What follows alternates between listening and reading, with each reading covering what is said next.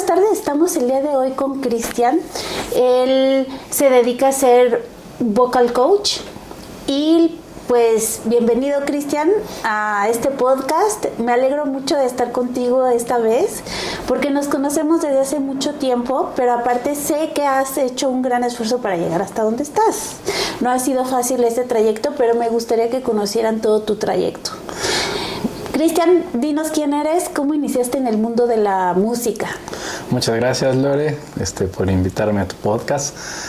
Por fin se pudo dar, se atravesaron varias cosas de la vida, pero ya, aquí estamos. Qué padre, qué padre.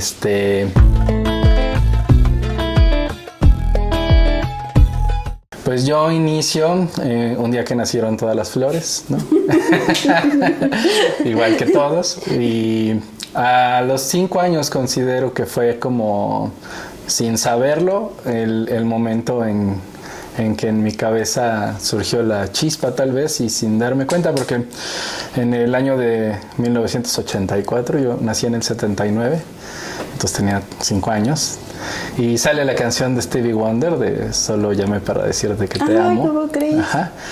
Y mi papá cantaba, pero él era contador. Y entonces llegaba de la oficina, pues como cualquier contador, supongo, a las 6, 7 de la noche, y llegaba a grabar, a cantar. Y en una grabadora de cassette practicaba esa canción y otras, ¿no? Pero mi recuerdo es que cantaba y cantaba y cantaba esa canción. Y él cantaba padre, pero de repente había partes de canciones que no le salían. Y me hincaba yo con él en la sala del departamento de los 80s. Y cuando no le salía, él me externó una duda que sin saber yo como que me la sembró en mi ADN, ¿no? Ajá.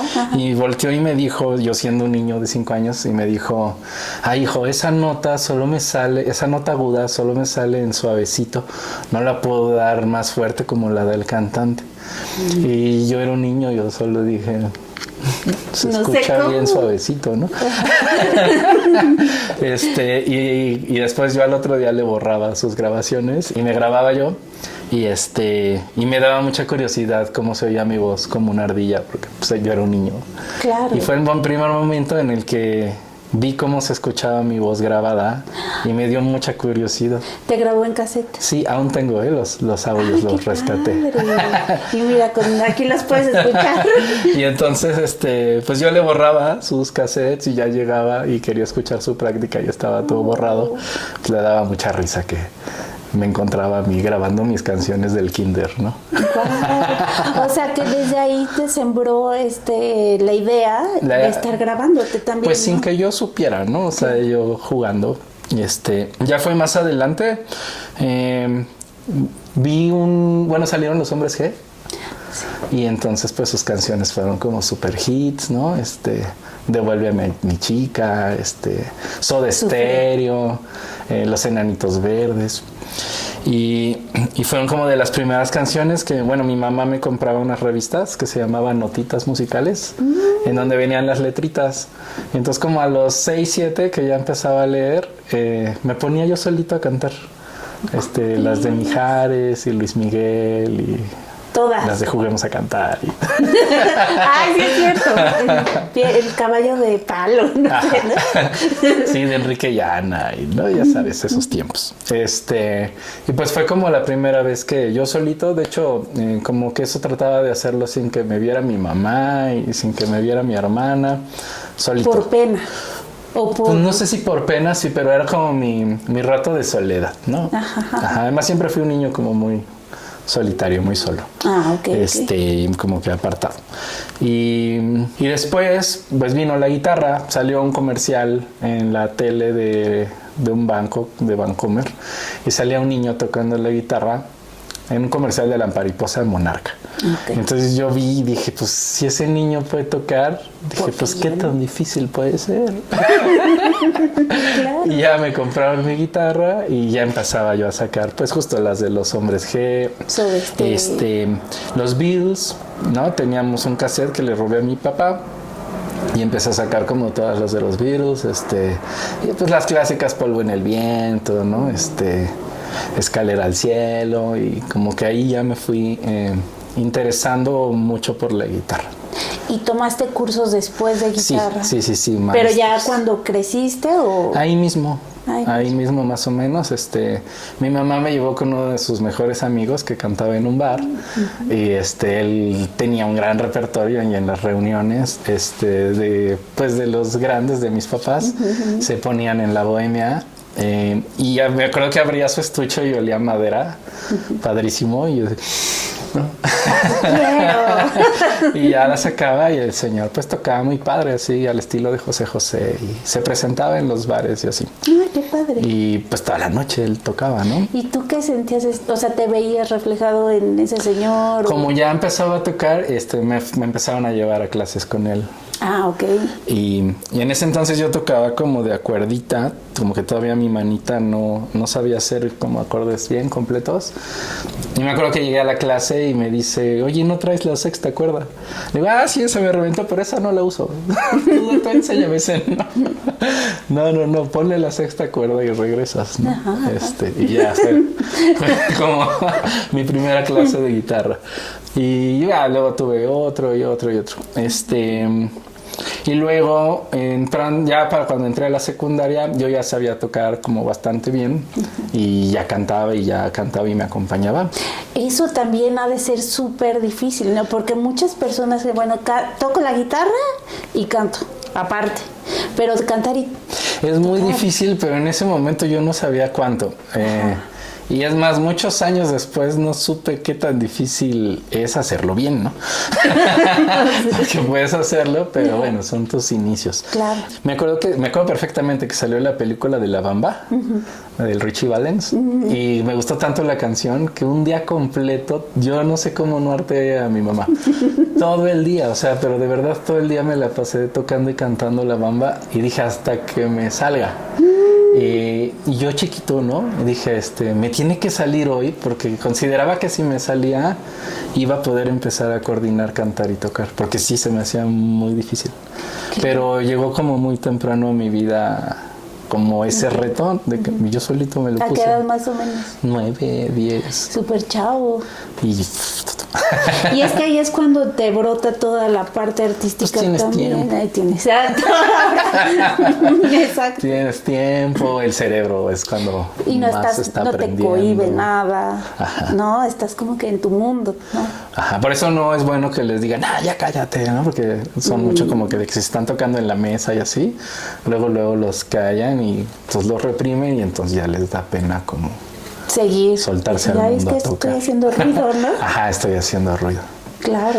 Ajá. Y luego ya cuando entré a la secundaria, bueno, se separan mis papás, ahí en el 91, entró la prepa 2, y había otros chavos que tocaban, y en la prepa 2 había gente de prepa, y yo entré en la secundaria, porque se llama iniciación universitaria. Ajá. Entonces entras a algo que es como la secundaria, o sea, con 12 años, pero, o sea, era yo de 12 y los de 18 más los porros, ¿no? De 20, otros de 22, o sea, era de repente ya grande la diferencia de edad. Y había chavos que tocaban bien padre, ¿no? De Sting y Café Tacuba. Soñando, ¿no? No, pues me juntaba con ellos, ¿no? Y entonces tocábamos. Y otro chavo que si yo tenía 12, yo creo que él tenía 14, 15, se llama Adolfo Romero. Hoy en día es ha sido el guitarrista de Alfonso André, de Caifanes, en su proyecto. Y desde entonces tenían un proyecto él y su hermano, y tocaban padrísimo, porque me parece que su papá tocaba en un grupo de boleros.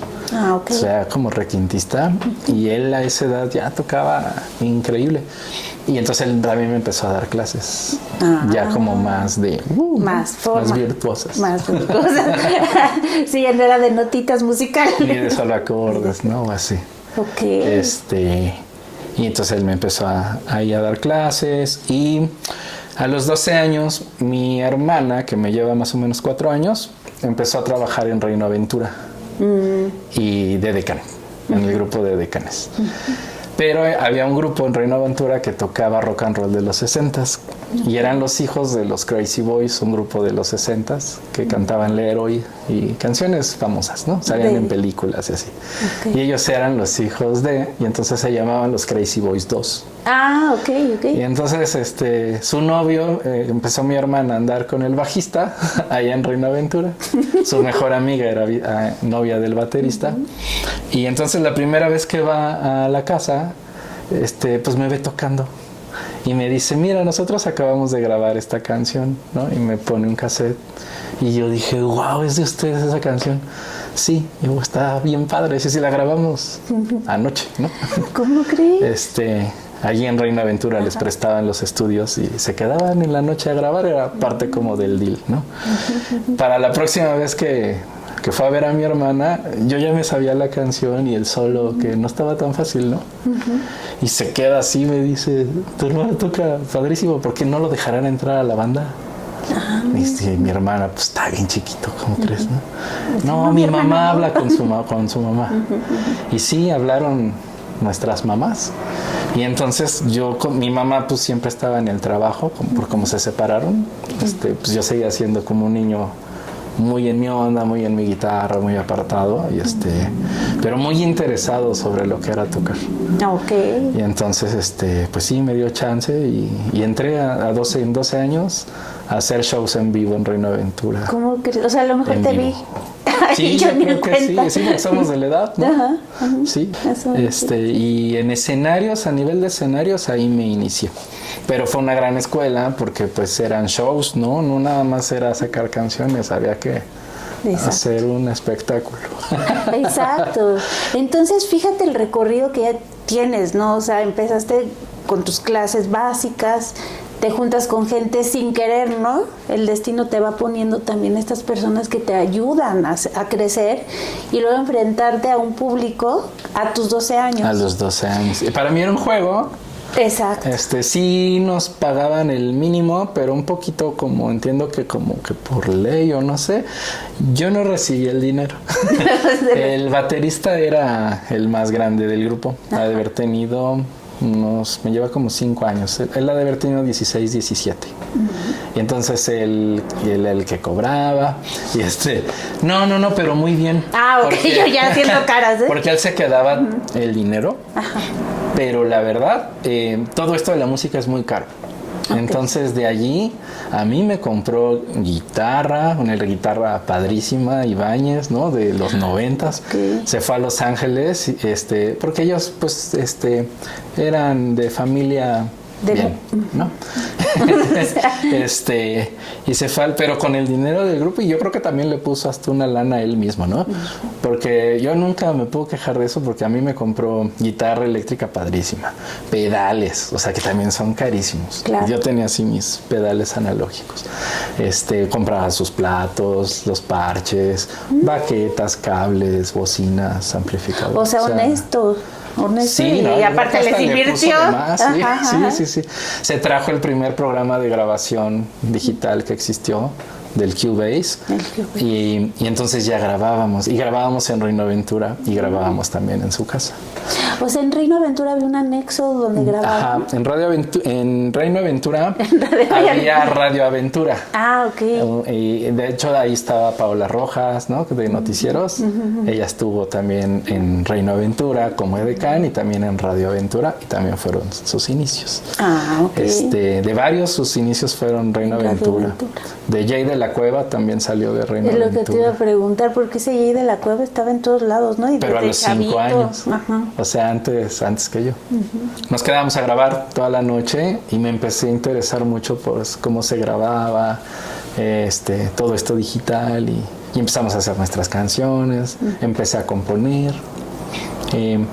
Y la composición también vino a mí temprano, porque existía un programa que se llamaba Esta Noche se Improvisa. Ay, sí, con Verónica Castro. Con Verónica Castro, ajá. Y entonces, ¿saliste ahí? No, en una que salió Armando Manzanero, ajá, y que el programa no sé si duraba media hora o 1 hora, pero en el lapso del programa metían al compositor invitado a una cabina y tenía que componer una canción en esa media hora o 1 hora, salir y cantarla.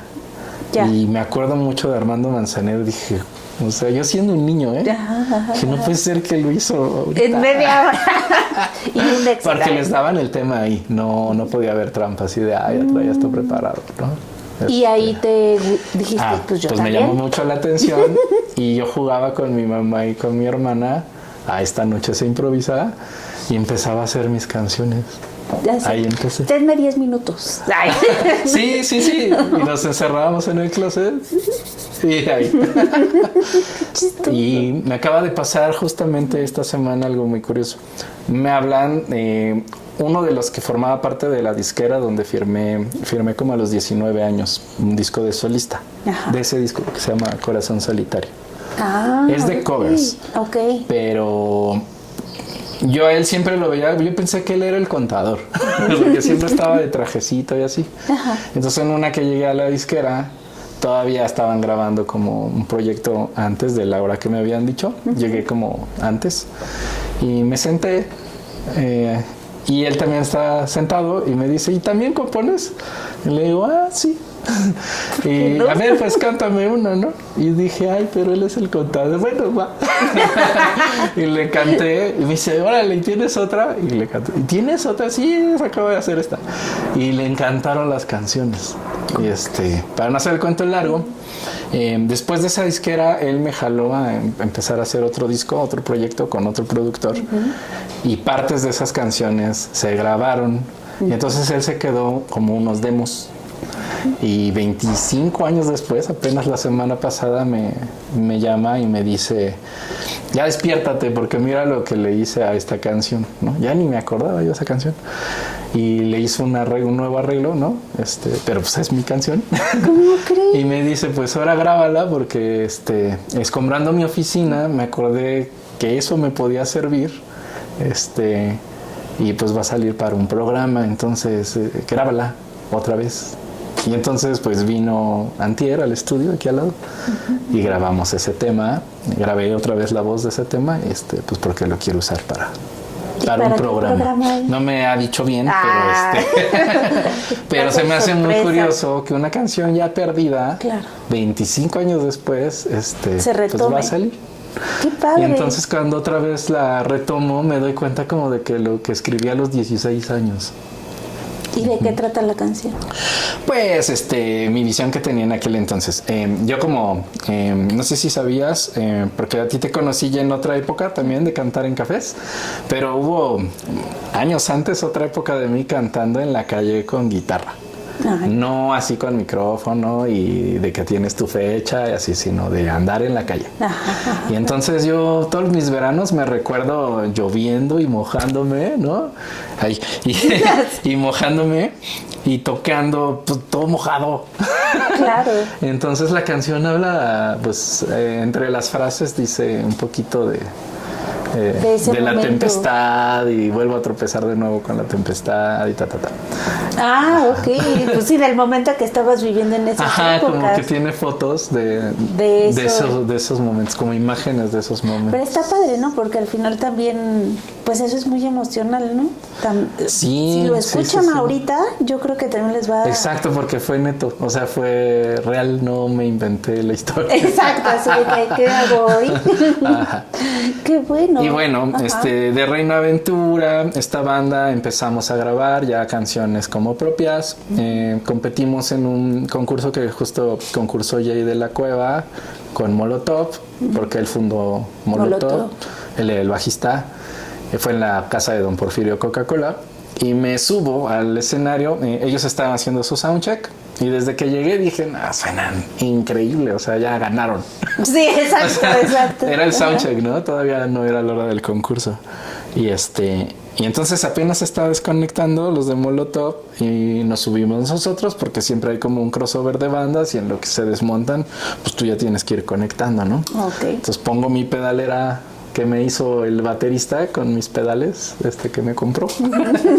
Y la ve ahí de la cueva y me dice, qué increíble está tu pedalera, ¿me dejas probar? En lo que se conectan le dije, sí. Y se conecta y le da. Y me dio mucho gusto ver que ahora en el Vive Latino tiene una pedalera así. ¿Cómo crees? Ajá, toda analógica. O sea, ¿se inspiró? Sí, yo creo que sí. Qué padre, qué padre. ¿Y tienes fotos de alguna? No se usaban tanto. Tengo una, pero así de que estábamos ahí tocando afuera de donde justo grabábamos, ahí con la guitarra acústica. Pero no, eso no era el show era con luces y humo. Uy, padre. Hubiera estado padre, ¿no? Que hubiera sido. Pero no tengo nada. No.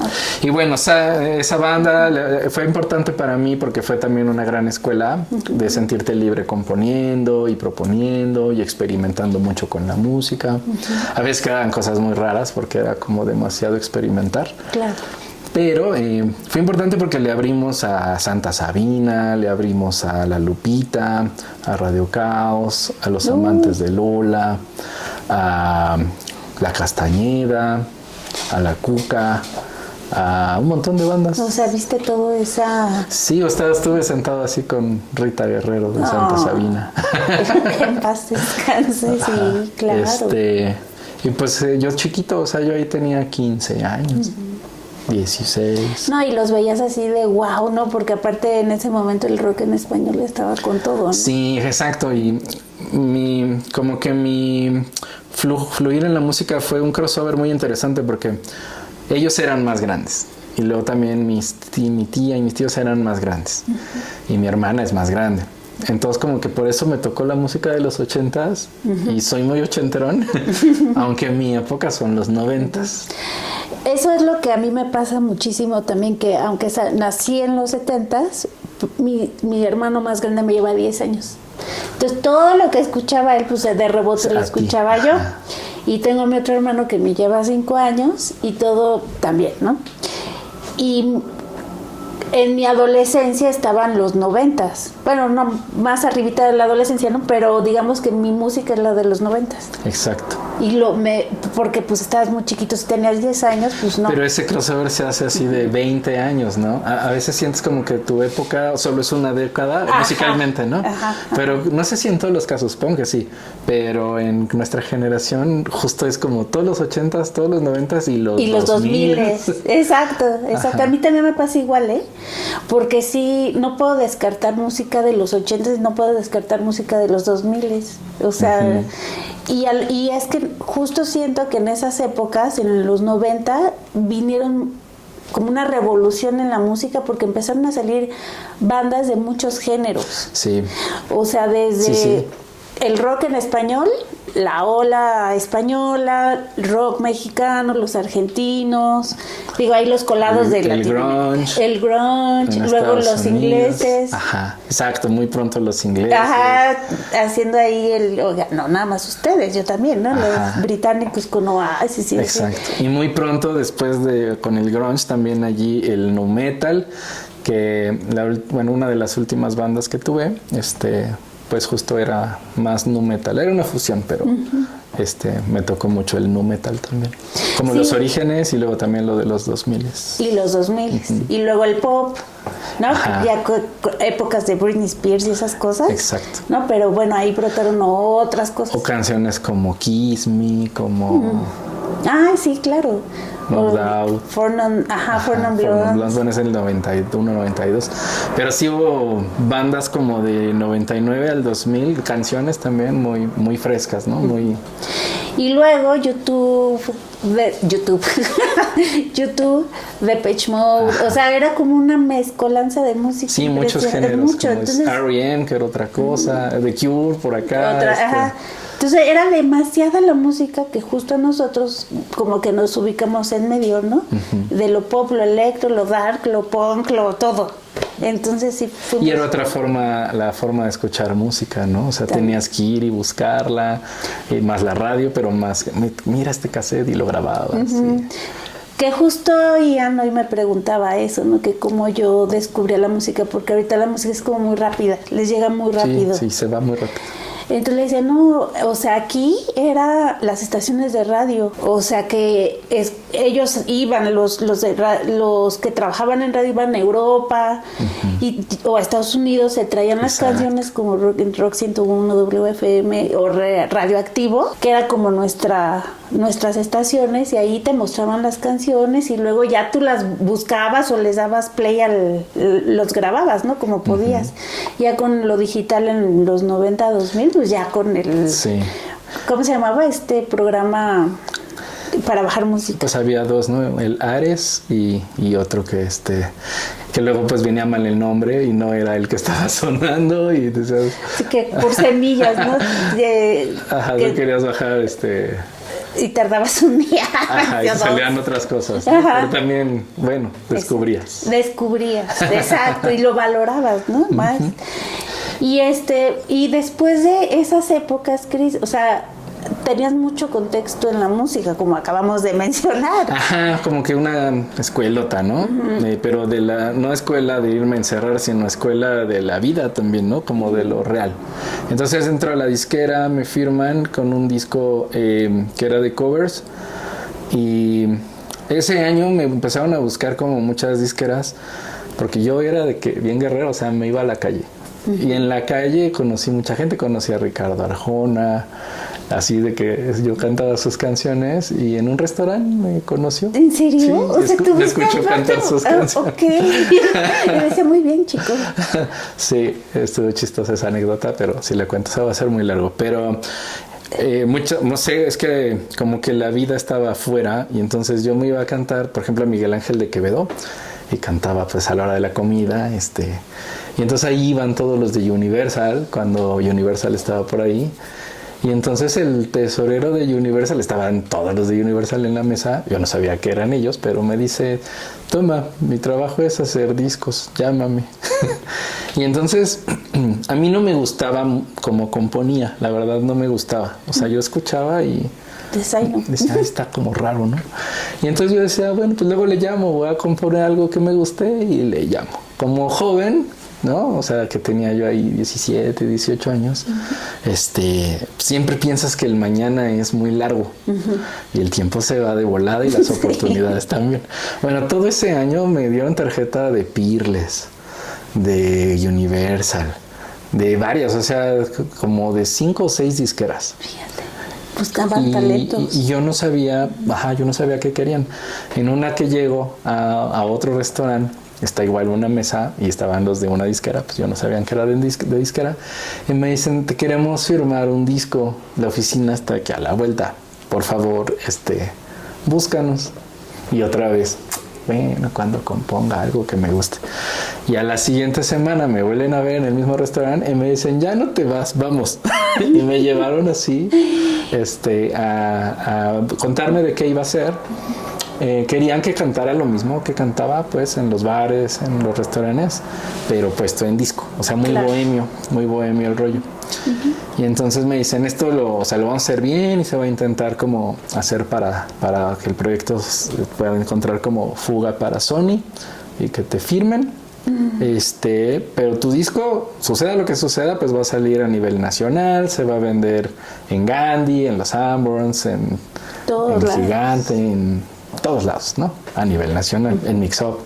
Y tu disco pues va a costar tanto, tu regalía va a ser tanto, y bueno, pues a grabar, ¿no? Entonces firmé el contrato, y cuando un día llego a la disquera, el director de la disquera me dice, estaba como enojado, y me dice, ya valió, porque mira, para lo que queríamos tu proyecto era para esto, pero ya lo sacó Sony, y me enseña el disco de Nicho Hinojosa.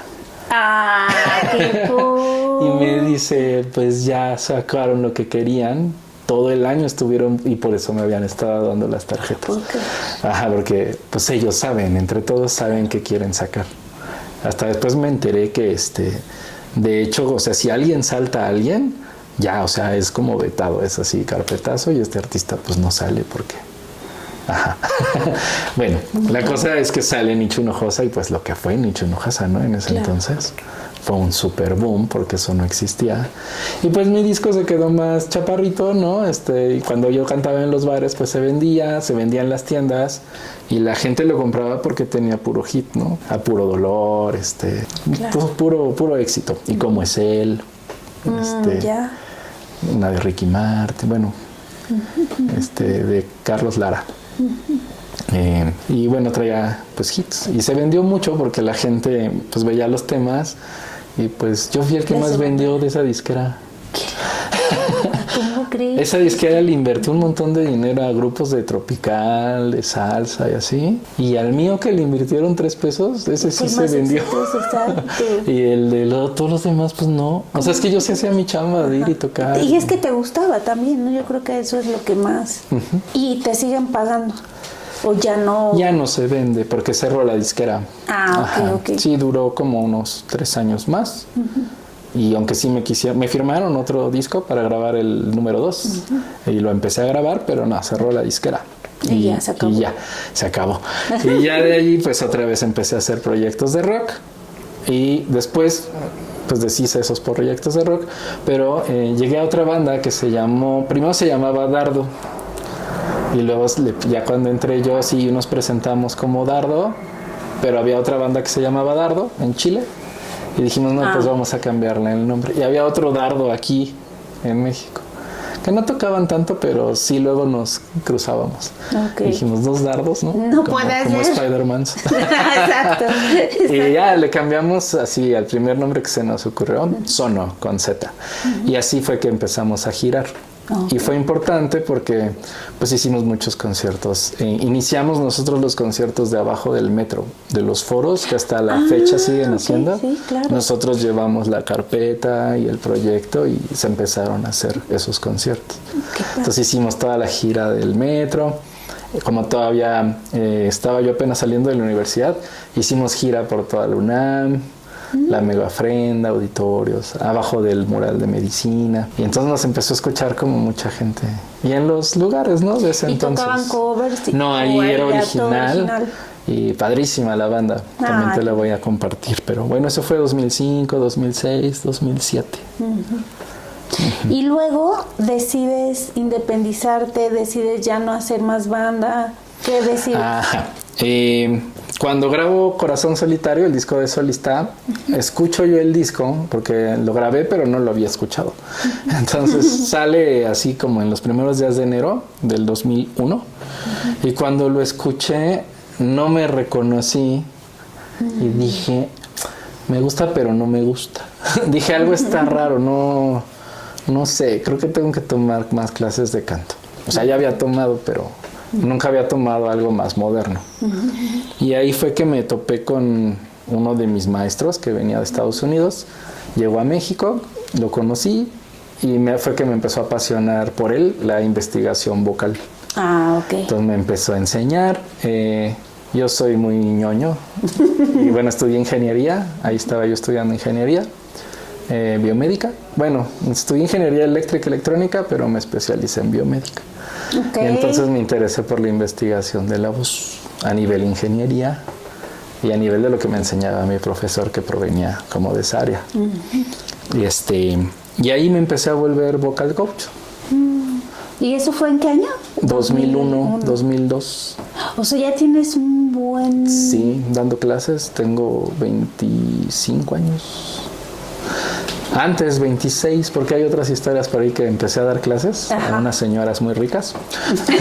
Pero, muy ricas de dinero. Mucho dinero, pero más por la disquera. Porque como necesitábamos dinero para mi proyecto de después, me dijeron, pues dale clases. Y ellos me mandaban a ella, o sea, que ellos conocían.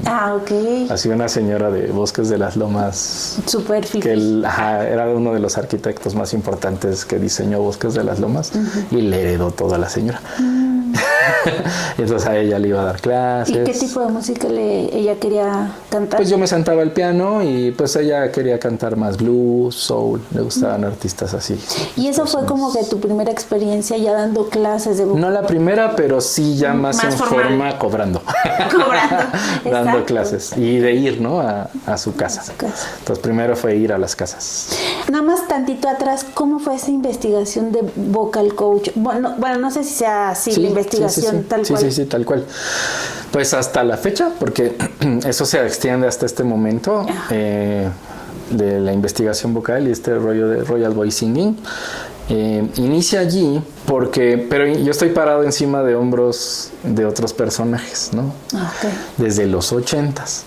Porque los cantantes empezaron a lastimar, más bien se lastimaron siempre, pero ahí se empezó a dar cuenta, porque iban con un otorrino laringólogo en Boston, me parece, que se llamaba Eliud Gard, y él los empezó a tratar, a Stevie Wonder, empezó a tratar a Tina Turner, a Steven Taylor, al maestro también de Stevie Wonder o al maestro de Stevie Wonder.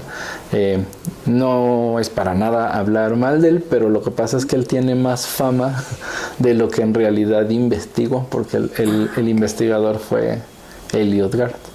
Pero bueno, de cierta forma con Stevie Wonder y él pues también le empezó a enseñar. Okay. Él se llama Seth Riggs y él es como el que salta a la fama.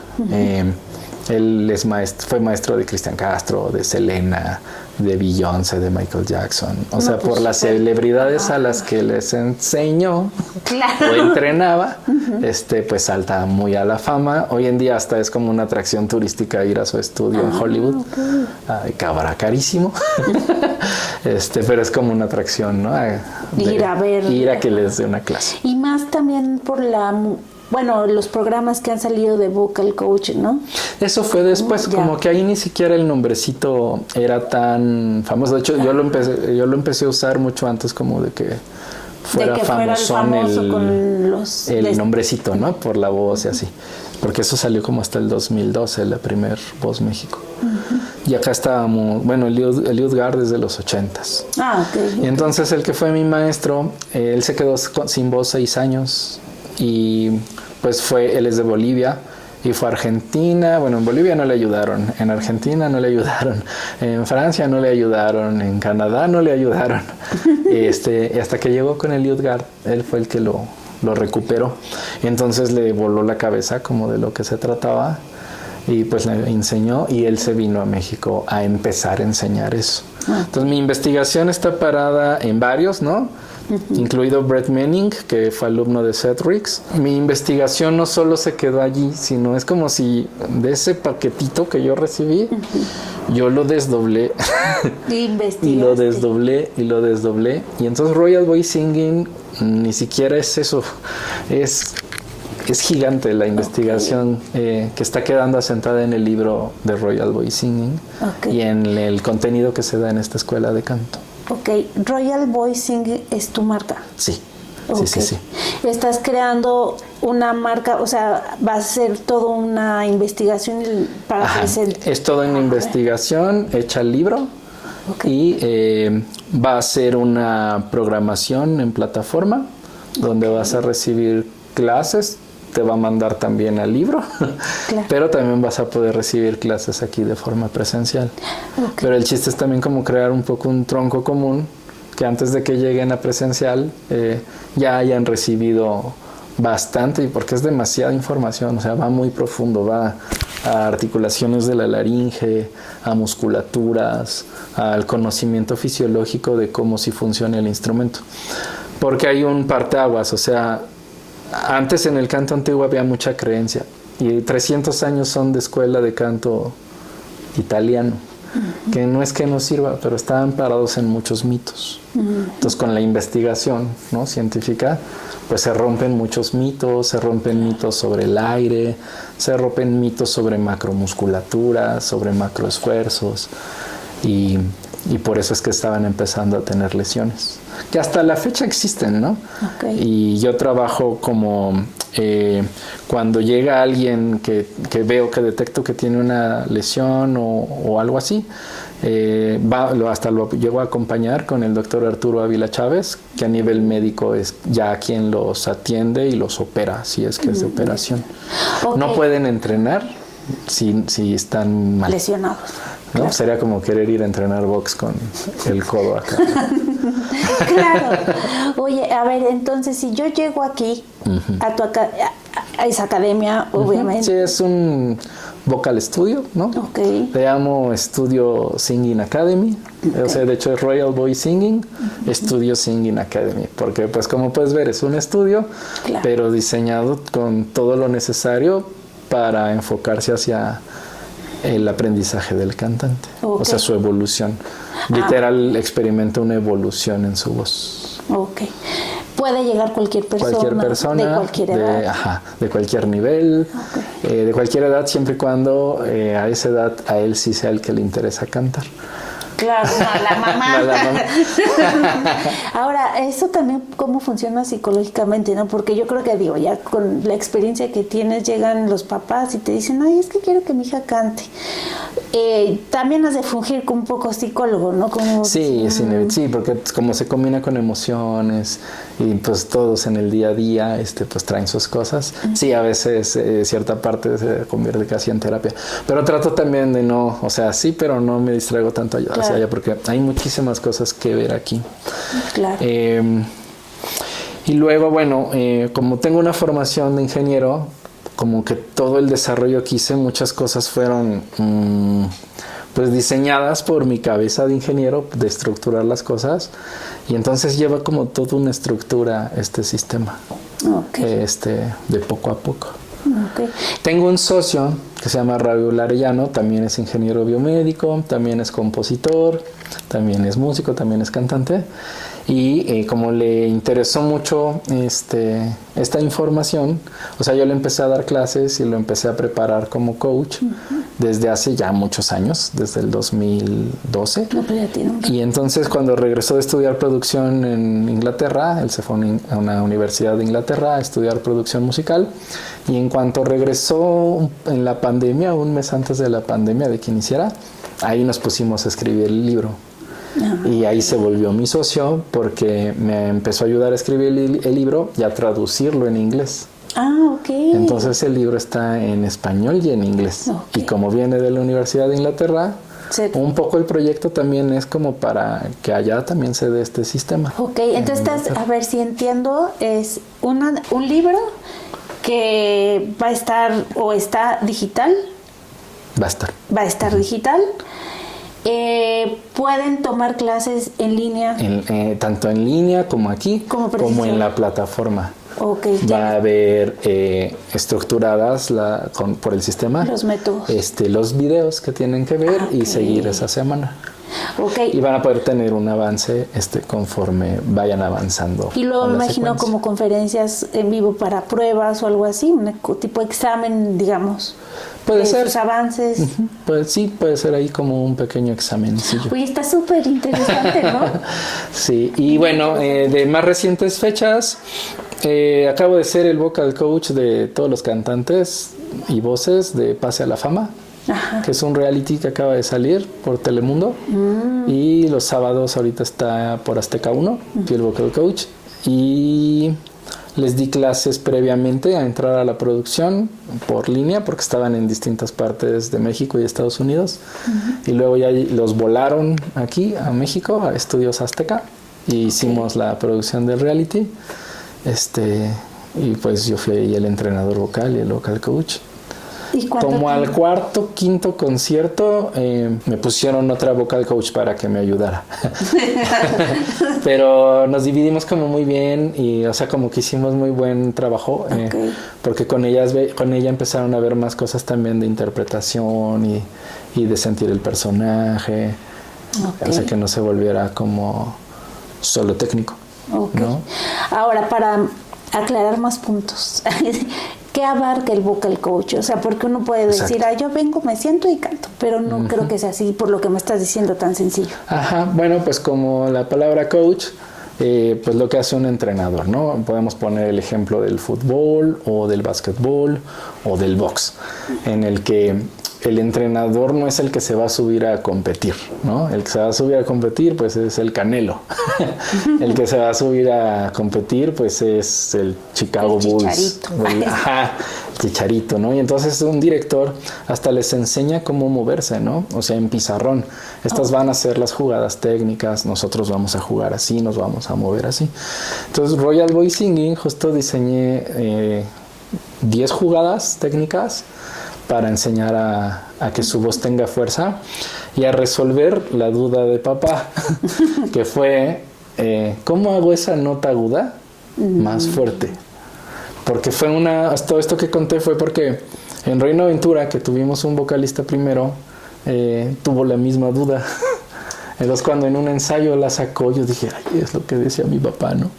Luego también cuando yo fui vocalista dije, ya entendí lo que decían, o sea, ¿cómo haces esa nota aguda más fuerte? Y es duda de cualquier cantante, ¿eh? O sea, me empecé a dar cuenta de eso. ¿Es una nota en específico? Todo un rango que es donde la voz comienza a tener que hacer algo que se requiere, que se llama belt, que es que esas notas agudas suenen más fuerte.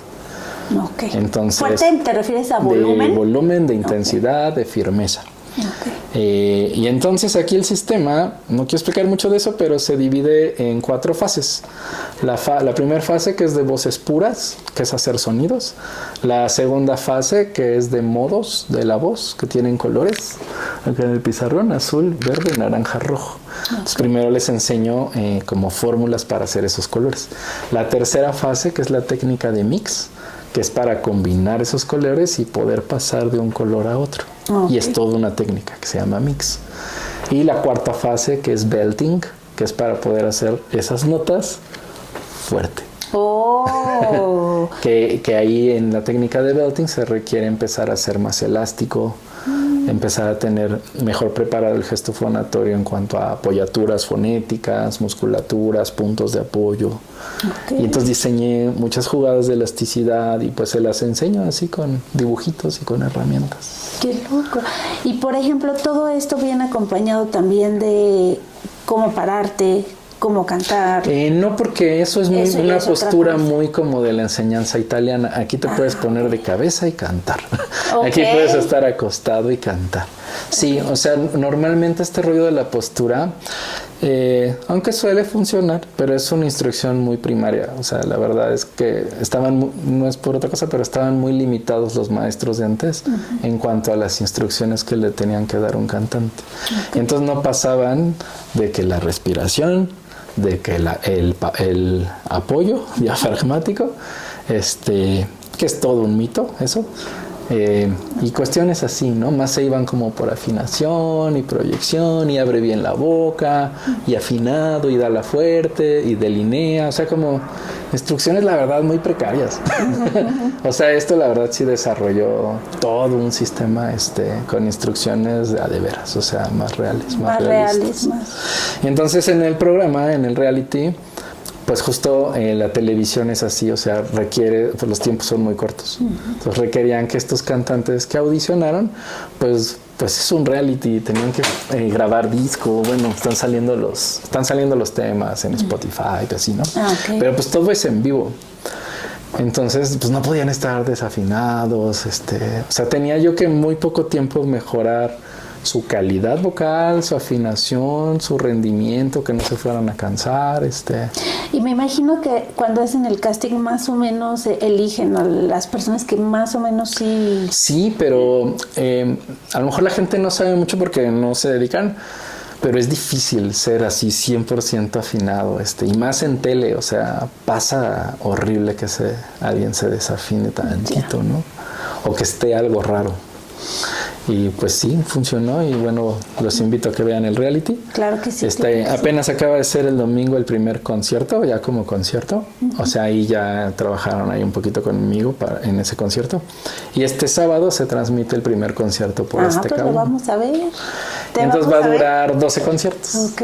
¿Y te vamos a ver? En ese no, porque como son solo 2 horas, casi toda se va para el concierto y para ahí unas actividades que les pusieron. Pero en el podcast de Pase a la Fama, ahí sí a lo mejor sí salgo. Okay. No lo sé de cierto, pero a lo mejor sí. Ay, qué padre. Sí. ¿Y qué se siente participar en un proyecto de ese tipo? Muy padre, porque cuando yo iba justo hacia la producción, yo en las mañanas, que me paraba muy temprano, era todo el día. O sea, de hecho tuve que cerrar aquí la escuela para poder ir. Estar con lo que requirió la producción. de Telemundo y todo. Y pues sí, me dijeron, no, pues tienes que estar tiempo completo, ¿no? Sí. Y lo que yo me iba pensando en la mañana es, a ver, ahorita ¿cuántos realities de canto hay? Ninguno, solo este. Y dije, ¿cuántos vocal coaches y maestros de canto hay que quisieran este puesto? Uy, pues un montón. Claro. Y yo dije, ¿y quién tiene ese lugar? Ah, pues yo. Exacto. Y dije, wow, qué regalo, ¿no? Sí, porque no, pues es un privilegio. Sí. Porque mucha gente está esperando una oportunidad así, ¿no? Sí. Y ahora, a veces creemos que en eso vamos a encontrar nuestra realización. Y sí y no. O sea, es muy, muy buen aliciente, ¿no? Porque son cosas que a lo mejor buscas y no llegan. Y a veces no buscas y llegan. Y ahí están. Ajá, exacto. Pero sí, siento que eso me lo gané con la vida. Porque como por el lugar que llegué, fue porque hice cantar en corto tiempo a un cantante de regional mexicano que también era compositor. Y entonces el que iba a ser el director musical de este programa, pues yo creo que le preguntó, ¿a ti quién te enseñó a cantar así? Ah, pues él. Y entonces son cosas de la vida, porque si yo no hubiera contestado la llamada, sí, pues bye. No es el banco. Ajá, sí, ¿no? Y entonces pues no es que solo fue esa llamada, fueron varias y fueron de Telemundo y a ver la escuela y también fue que en las primeras clases online, pues yo creo que todos los chavos les dijeron, no, pues está increíble, ¿no? Claro. Y entonces la primera idea solo era que les diera clases online, pero les encantó tanto que me dijeron, no, pues ya, vente a la producción.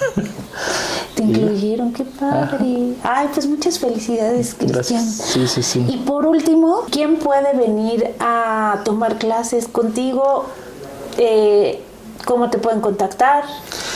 Pues en mis redes sociales, en Instagram, estoy como Chris Vocal Coach. En Facebook igual, Chris Vocal Coach. En TikTok también, Chris Vocal Coach. Y por cualquiera ahí me manda un DM a Instagram o a Facebook. Y ya, si quieren venir a presencial, pues está increíble porque, bueno, está como todo para poder tomar clase, con pizarrón y láminas en la pantalla y todo. Pero también muchos toman online porque pues doy clases a Estados Unidos, a Francia, a Perú, a Bolivia, he dado así como a muchos lados, ¿no? O a Sonora o así. Y la verdad no demerita a lo que toman aquí. O sea, incluso, por ejemplo, los de reality, pues primero empezaron todos online. En lo que comentas. Sí, era una locura porque luego daba clases de 10 de la mañana a 10 de la noche sin hora de comida. 12 horas. Y ya entró el otro. Sí, o sea, es pesadísimo, pero... Sí, claro. Digamos que fuera del reality, pues también, o sea, no son grupos, es una clase 1 a 1. Cada uno tiene su hora, cada uno tiene su horario y es muy personalizado. Claro. Entonces, al ser personalizado, pues te permite que puedes empezar a trabajar con gente que a lo mejor es muy poco coordinada, entiéndase por poco coordinada, que canta feo. Claro. Y que no sabe por qué canta feo. Bueno, canta feo porque no coordina lo que hay que coordinar. Y luego hay quien a lo mejor dice, pues yo como que me gusta cantar porque lo hace más o menos, pero no sabe qué hace más o menos, ¿no? Okay. Entonces, al meterlo al sistema, como que empieza a entender, esto sí lo coordino, esto no. Yo ya me... Sentía que cantaba muy bien porque podría hacer esto, pero me falta todo esto. Claro. O sea, pueden entrar en cualquier nivel. Okay. Desde nivel -10 hasta lo... Ya. Sí, yo empecé en -10, ¿no? O sea, yo no soy alguien que fue como... tú sabes cantar. No, yo me tuve que hacer. Okay. O sea, que un poquito la filosofía sí es el cantante no nace, se hace. Ok. Y ahí es que tú empiezas a trabajar también cuánto tiempo le dedicas a esto. Llevan tareas. Para la regadera. Sí. Para la cama. Sí, tanto a nivel ejercicio específico y directamente enfocado a la canción. Por eso es que es como muy directo, porque el ejercicio que les dejo en ese momento les sirve para empezar a cantar la canción. Ahora, generalmente, ¿qué tipo de gente viene? O sea, gente que quiere hacer su disco, que quiere participar en algún concurso. De todo, ¿eh? Ajá, justo viene desde gente que quiere empezar a preparar su material o poder hacer de mejor forma videos para cantar en vivo en sus sesiones, ¿no? Okay. Como alguien que quiere preparar un concierto o por ejemplo Pasa la Fama, que era también conciertos. Viene gente que trabaja en bancos, porque luego hay concursos, los interbancarios, y cantan. ¡Qué locura! Viene gente... O sea, viene Banamex, Banorte, o sea, ese tipo de bancos. Sí. Ok. Viene que concursan. Viene, pues le he dado a gente que ha salido a La Voz México. Entonces, si también saben que van a ir a La Voz México, vienen y se preparan para ir lo mejor preparados. O sea, sí, a quien sí le interesa, se prepara un año antes, fácil, antes de ir a un concurso, ¿no? Ok. Ahora, porque sí es lo que te iba a preguntar, ¿cuánto tiempo tarda así algo el rápido y pues ya para? Es muy variado, depende de qué tanta facilidad tiene, qué tanto va coordinando, pero a veces tanto ellos se sorprenden porque a veces eran 0 coordinados y de repente resulta que tienen facilidad. En cuanto empiezan a entender, porque esto es mucho primero de entender. Lo que primero se entrena es al cerebro, para que al entenderlo, entonces pues este instrumento es neuromuscular y aprende en base a repetición. Entonces vas creando patrones. Entonces cuando ya agarras el micro y vas a cantar, tu cerebro ya sabe dónde, cómo setear, cómo comprimir, cómo acomodar, dónde colocar, a dónde mandar el sonido, qué tiene que hacer, cómo debe de sonar. Entonces es una programación cerebral. La magia del cerebro, ¿no? ¿Hasta dónde llega? Y es por patrones, ¿no? Se llaman patrones neurales. Ok. Cristian, me encantaría tener otro capítulo para una segunda parte porque está súper interesante todo lo que nos estás diciendo. Y porque sí es como mucho y hay muchos detalles, ¿no? Sí, en es esto. mucho. Pero a mí me gustaría saber... No, ¿a quién admiras? Así que digas, wow, este es mi vocalista. O hombre, mujer. Pues a varios. Tal vez mi admiración viene de un poco más atrás, ¿no? De cuando mi banda, pero a la fecha, porque ahorita no platiqué mucho de eso, pero tengo ahorita otro proyecto personal que se llama Chris Funky Group, con el que le voy a dar salida a las canciones que hice en los últimos 10 años. Y es un alter ego en el que, porque tú me conoces cantando como música romántica, con mi guitarra acústica y así, ¿no? Pero ese tipo de canciones son más funk rock, groove y una que otra nu metal. ¡Qué padre! Entonces ese lo canta mi alter ego y este es su estuche. Chris Funky Group, claro. Y con él voy a ir a hacer giras otra vez a la universidad, a CU, a las universidades, ¿no? Qué interesante. ¿Y qué hay adentro? Al TEC. Pues es el estuche de esa guitarra que es azul y oro como la UNAM.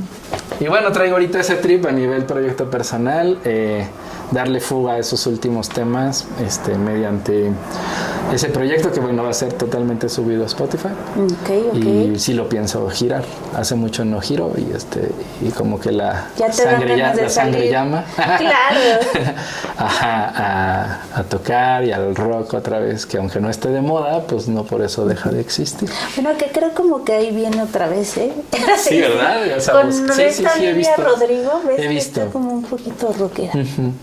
Sí, aquí les pongo mucho a Olivia Rodrigo, a las chavas de 15 hacia arriba, o incluso le doy clase a una de 10. Entonces como que se emocionan mucho justo con esos tipos de artistas, y a mí me permite eso, o sea, como que les den ganas de cantar. Y en cuanto están cantando la de su artista favorito, pues se quedan así de wow, ¿cómo es que le estoy pudiendo cantar? Claro. Sí, ahí vi en Facebook una niña, ¿no? Que cantó para sus 15 años. Esa para sus 15 años. También vienen ese tipo de alumnas, justo su preparación fue para que cantara tanto en la iglesia, el Ave María, como para sus 15 años ya así las de Olivia Rodrigo y de Billie Eilish. Y bueno, ¿a quién admiro? Admiro al cantante de Incubus, por ejemplo. Y bueno, a los de siempre, a Eddie Vedder, a Chris Cornell, a bandas así. Y bueno, cantantes también más...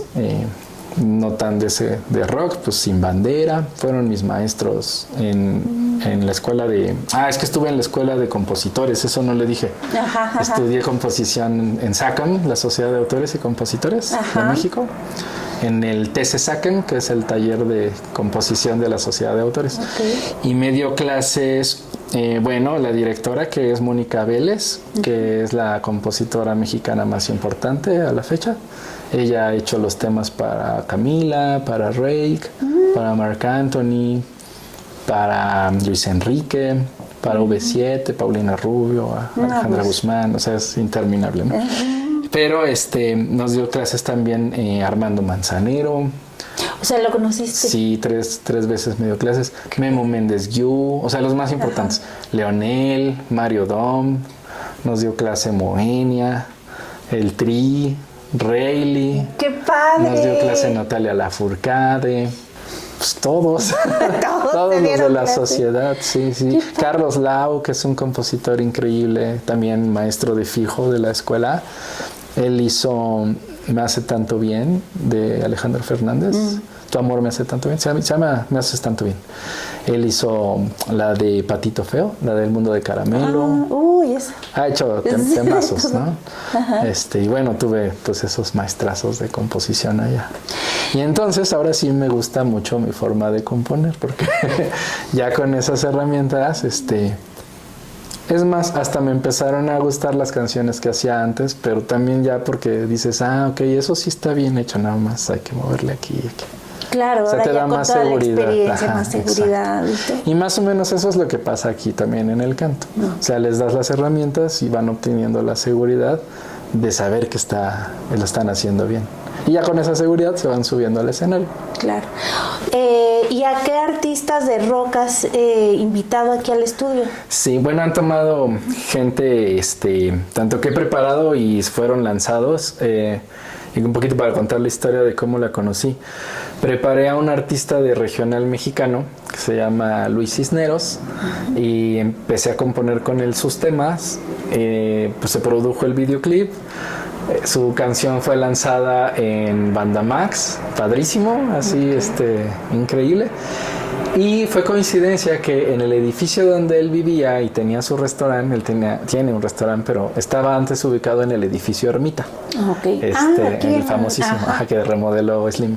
El Canadá. Ahora va a ser creo un hotel boutique, ¿no? Okay. Pero bueno, ya rescató creo que la parte del teatro y así. Qué bueno. Y en ese mismo edificio vivía Jesse Bulbo de las Ultrasónicas.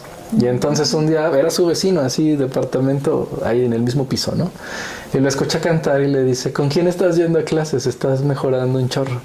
Y ya a través de él vino Jesse Bulbo. Okay. Y preparamos, después, empezó a recibir las clases, empezó a entenderle, porque esto es mucho de entender primero, y le salió padrísimo su presentación en el Vive Latino. Preparó su presentación para el tributo a Rita Guerrero de Santa Sabina, y bueno, ahí cantó junto con Rubén Albarrán, padrísimo. ¿Y tú fuiste? No fui, pues yo siempre estoy metido dando clases, pero me contó, llegó muy emocionada a la siguiente clase, así de, no, fue fenomenal. Qué padre. Sí, porque aparte Rita Guerrero no es cualquier... No, y además no me sé el nombre de la otra artista con la que Jessie cantó así como a la par, pero cuenta la leyenda que es una muy buena cantante, y me dijo, no, la verdad, no le pedía nada, súper bien. Sí. Y Jessie además es como súper artista, ¿no? Aquí cuenta mucho, la formación de un cantante es su artista, si tuviera superpoderes, es su artista, su musicalidad y su técnica vocal. Y entonces en esas barritas tú tienes que ir creciendo tu nivel de cantante. Pero el artista es muy importante. Claro. Y Jesse Bulbo es súper artista. Ok, sí, no, pues no es cualquiera. Sí, claro. Sí. Pues qué padre experiencia, porque si llegara Rita al nivel de Rita, no cualquiera llegaba, ¿no? Entonces me imagino que para ella debe haber sido también un súper reto llegar ahí, porque Rita es Santa Sabina. Y la emoción, ¿no? De hacerle un tributo. Exacto. En el Vive Latino. Exacto. Fíjate que yo estudié en el claustro y Rita Guerrero tenía ahí su coro de virreinal y lo llegué a escuchar. Y no, pues otro nivel está Rita. ¿Tú qué opinas de ella? No, increíble, pues le abrí conciertos, entonces... ¿Qué podemos decir de Rita? Sí, increíble, guapísima, súper cantante, ¿no? Sí. Este personaje, Sí. artista también. Cristian, está padrísimo, pero también a estas personas que vienen, que tengan la seguridad de que vienen contigo a la segura, porque aparte tienes todo el trayecto de la calle. Sí, exacto. Que ese es así como yo creo que uno de lo más Ese es un valioso. punto muy importante porque justo hoy en la mañana iba pensando que hay gente que canta bien, pero canta de escuelita. Y eso no es la realidad. En cuanto te metes a la cabina de grabación, ese sonido de escuelita no sirve. Entonces le das, o sea, te quedas muy limitado con un sonido de tu voz así, ¿no? Como metido en una cajita, todo cuidado. En cuanto tú grabas o vas en vivo, tienes que sacar todo tu personaje, ¿no? Exacto. Y además diseñarlo, no sonar a los demás. ¿Qué es lo que Es te todo el mundo. Ajá, o sea, también necesitas sacar tu personalidad como en cualquier obra de arte, Tu ¿no? personalidad vocal, exacto. Entonces esto sí es como muy integral, la verdad. No es una escuelita en la que te meten en una cajita O y sea, ya este es tu sonido. No. pero fíjate, o sea, es lo importante de elegir también un buen maestro, Cristian. Sí, porque la gente no lo sabe, ¿no? Normalmente se va porque, ay, él canta bonito, él me va a poder O la enseñar. experiencia, ¿no? Ves el currículum, no la experiencia, sino el currículum, ¿no? De que, ay, pues hizo con estos y estos, pero O es el que está cerca, o es el, no sé. Normalmente se van porque canta bonito y así, pero no el que cante bonito es que te va a poder enseñar. no, pero tú tienes una super escuelota, digo, de calle, también de academia, y te has preparado también, Sí, ¿no? Y mucho, todo lo mucho. que has vivido aquí con todas las personas que has recibido, pues eso también te enseña, Exacto, sí, porque ellos también son mis maestros. Cada alumno para mí es todo un caso y en cuanto entra se vuelve mi maestro porque ¿no? Claro, aprendes de ese caso claro. en personal. Ay, Cristian, pues muchísimas gracias. Ay, a ti, Quedamos Gaby. pendiente una segunda parte. Sí, a ver si el segundo lo hacemos en el estudio, Exacto. que quedó bien bonito, está nuevo. Órale. Y Y también de entrevistar a tu ingeniero. socio. A tu socio y para tener otra perspectiva de otra cosa, ¿no? También. Exacto. Y y ver también cómo se complementan los dos, que estaría muy interesante hablar de eso. Sí, él ahorita puso el estudio, porque va a empezar a producir, él con otro alumno de aquí, se ganaron Grammy con Bobby Pulido por una canción que le compusieron. Qué padre. También está muy preparado. Ok. Y te digo que lo he preparado también en esto ya 13 años, ¿no? Entonces O sea, está súper. también muy preparado. Perfecto, Cristian. Raúl Arellano, saludos. Saludos. Sí, saludos. Perfecto, Cristian. Pues muchísimas gracias. A ti, Lore, muchas gracias por venir aquí. Sí, ahorita vamos a hacer un tour rápido, los vamos a grabar rapidísimo para que sepan en dónde están y si vienen, pues que sepan todas las herramientas que tienen. Sí, está súper céntrico, pues la Narvarte, ¿no? Helados abajo. Está súper bonito afuera, se El toman su parque. café, está el parque. Exacto, porque también luego hay papás que quieren acompañar a sus hijos, entonces hay que dónde estar, dónde estacionarse todavía. Exacto. Y hay muchas actividades aquí afuera que hacer, ¿no? Está el foro acá abajo, entonces se pueden organizar conciertitos, está padrísimo. Está muy bien, sí, la verdad es que la Narvarte es otra. Sí, ¿verdad? Ay, Sí, la verdad, sí. Sí. Muchas gracias. Podcast a domicilio. Podcast a domicilio, todo. Muchas gracias, Ben. No, con gusto, Cristian. Pues muchísimas gracias por ver este podcast. Nos vemos en el próximo. Suscríbanse al canal. Comenten qué les pareció este podcast, esta entrevista con Cristian. Y si tienen alguna duda, déjenla aquí abajo y con mucho gusto la vamos a contestar. Se las hago llegar a Cristian y que nos ayude a contestar. ¿Vale? Muchas gracias, Lori. Bye. Bye. Ok, 1, 2, 3. Ya no lo dije hace rato, pero con el tiempo me di cuenta, inconscientemente, por qué puse este lugar. Y hoy en día lo vivo a diario, porque yo empecé, como te dije, cuando mi papá regresaba de trabajar y nos hincábamos o nos sentábamos en la sala a cantar y a grabarse y a aprender a cantar. Y hoy en día yo lo vivo con mis alumnos, ellos llegan de trabajar y lo que recreé sin darme cuenta es ese entorno, ese lugar seguro que sentía con mi papá a la hora de querer cantar las canciones favoritas, ¿no?